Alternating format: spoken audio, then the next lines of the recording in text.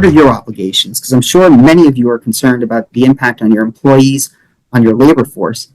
However, but we need to remember that there are concerns that employers need. So that starts with the I-9 verification process. As I'm sure you all know, I-9 is the employment eligibility verification form and supporting documentation that all employers in the United States are required to have all employees who are hired fill out. So an employer must request that employees provide acceptable documents in support of their I-9 form. And employers are required to examine the employee's documentation and keep copies of that documentation with the I-9 form. Now, you're not expected to be, experts in forgery. You're not law enforcement. You're not investigators.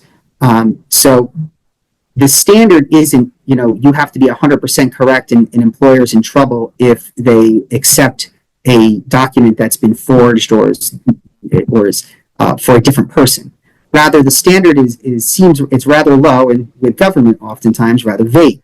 And it says that as employers, we cannot reject reasonably genuine looking documents. So what does that mean?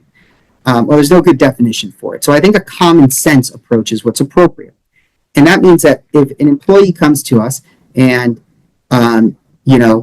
provides a document that on its face looks like it's not genuine, the paper doesn't look correct, it looks like something may have been scratched out and written over it, the name just does not fit at all with the individual who's presenting it, right? Those are things that could give rise to a concern that it's not reasonably genuine.